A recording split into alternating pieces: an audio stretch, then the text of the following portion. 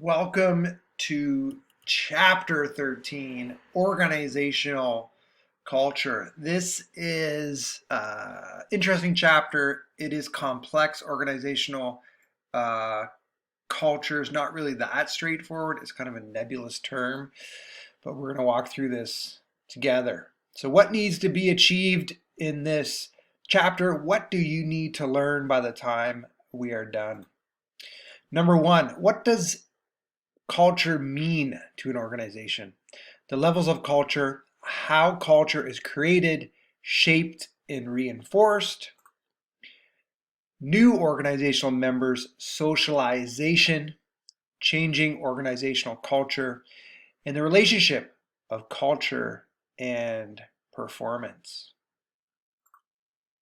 So what is organizational culture? An organization's culture explains why it operates and what it does and why its employees behave the way they behave. Organizational culture is consistent, it is shared, it's observable patterns of behavior in the organization. And the most basic function of culture is that it serves as a control mechanism for shaping people's behaviors within the organization. Norms that guide behavior are an important part of culture, and norms can both be prescriptive, describing what one should do, or prescriptive, describing what one should not do. And so here's an overview. You got the prescriptive, you have the prescriptive, the proscriptive leads to habits, customs, and traditions, and then beliefs and norms. Let's dive into it a little bit deeper here. So we have the different differentiation of culture. The most prominent part of culture is the dominant culture in an organization. Those are the core organizational values.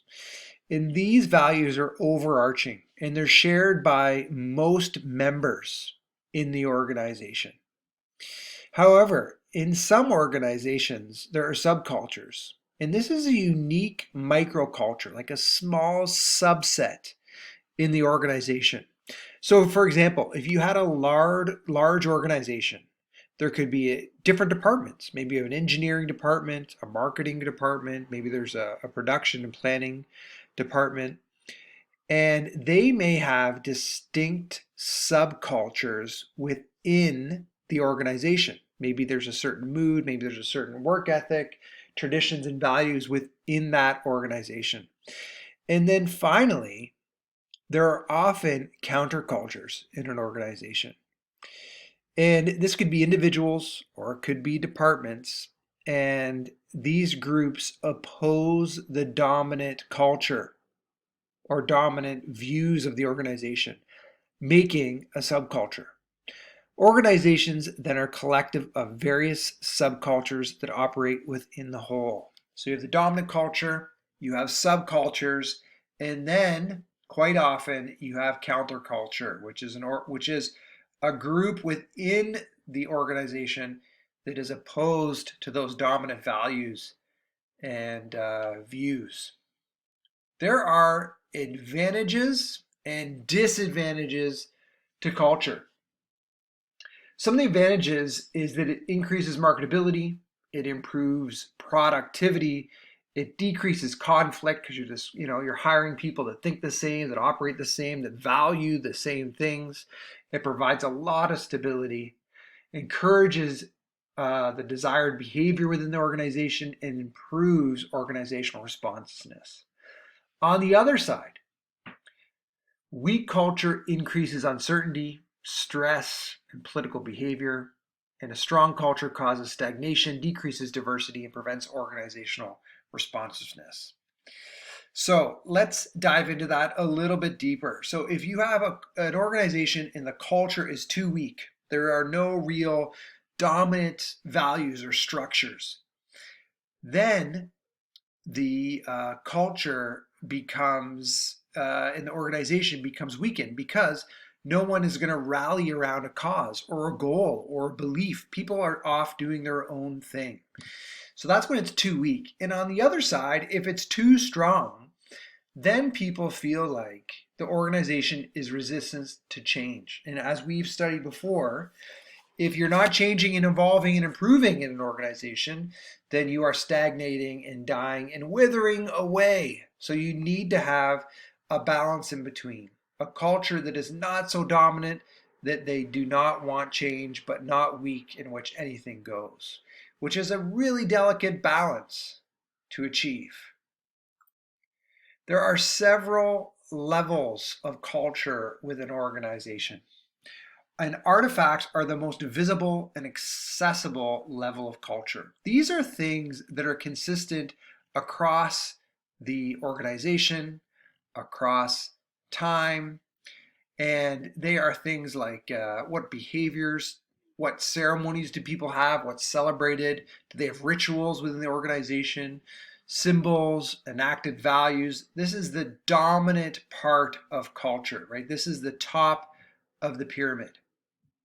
Below that, you have shared values. And these are organizational standards. What is right? What is wrong? What is good? What is bad? And what are those opposed values? Like, what are things that in the organization people see as being correct and right? And then at the very lowest level, this stuff is largely invisible. And these are assumptions within the organization in unconscious beliefs, things that people do that aren't necessarily emblazoned on a wall somewhere or written in a manual. These are things that people do every day that are just part of the culture, right? These are things that might be taken for granted because it's just a natural way of doing things. But you have to know there are various levels of cultures, from things that are very obvious in the artifacts to things that are not so obvious or written down anywhere. They're just assumptions of ways that people believe in what they behave and how they behave in an organization. So how do you start, shape, and reinforce a culture in an organization? Well, the first thing you need to know is that leaders play a crucial role in shaping and reinforcing the culture. And companies are built in the image of the founders, right? The founders come up with an idea, they come up with beliefs, and they really start the foundation or the cultural blueprint of what the organization is going to be like.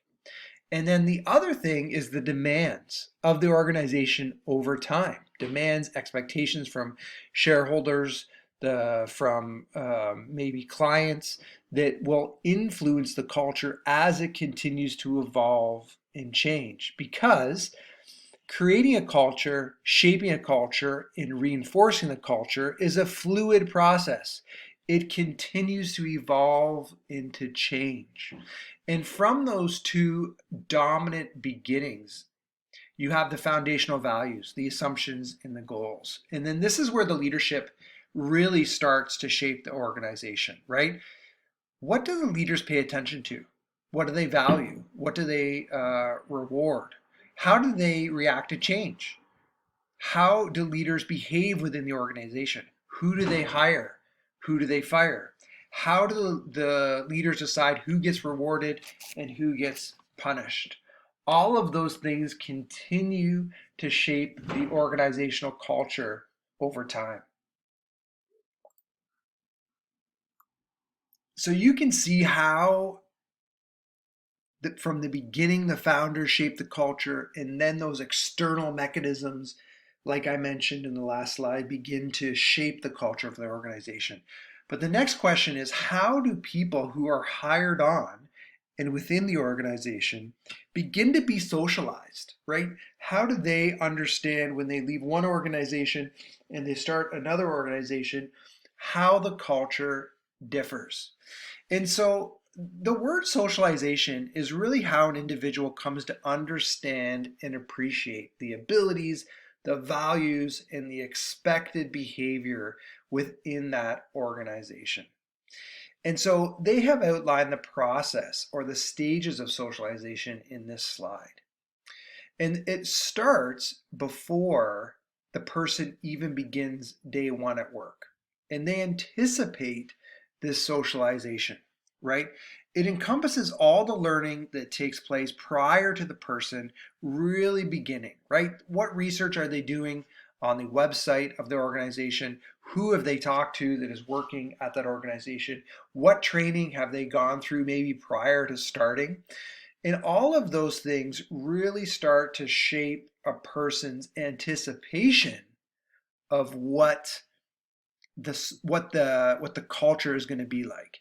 And sometimes what they learn or understand from the outside is different than what they encounter, right? When they get to that organization, this brings us to stage 2. What do they encounter at the organization? And sometimes, like I said, those things are different. So when they get to the organization, they start in the first days and weeks and months, they begin to realize, what are the demands of the job? What are the tasks? What are the roles? What are the interpersonal exchanges they have with other people within that organization that really begin to socialize them to the way things happen, right? To the way things happen at that organization. And then we hit the mastery stage. And the mastery stage is when the person really understands the organization and they feel like they're part of the machine and they're humming along and they're like, this is great. And I find it often takes a long time. You know, when you start at a new organization, this process could take a year or two until you really feel settled, like you really feel like you have been properly socialized. And some people never get there. And those people often end up either quitting or, moving on because they lose their job because they just don't fit into that organizational culture. But if you do make it to the mastery stage, then you get to kind of enjoy the fruits of your labor or enjoy the outcome of going through the socialization process. And so once you are successfully socialized, you can start to exhibit high performance at your job. You become very satisfied in your work. You have high levels of organizational commitment, and you usually intend to stay at that organization because why wouldn't you? Things are going really well. You're humming along. You feel like you're performing well at your job. You are happy to be there. You have very low levels of stress, and it just seems like a great fit. It's like when people say, I got this new job and it seems like such a good fit. That's when people tend to stick around. Why wouldn't you, right? Okay, how does culture change? And as we talked previously, organizational culture is dynamic. And as new members join the organization and old members retire, things change, right? There could be political changes, social changes, economic changes. All of those things influence the culture. And sometimes these cultures change organically or naturally, but other times you need to intervene. You need to step in because a culture may not be healthy or functioning very well. So what do you do to change a culture? And this diagram goes through 4 steps in changing an organization's cultures. So managers or leaders, CEOs, presidents that want change in a culture, they must intervene at these points, right? Number 1, they could change the artifacts or the fundamental kind of bedrock of the organization, and they could replace old artifacts with ones representing a new culture. They could change the imposed or shared values within an organization. Or they could do it through hiring new people who might believe things that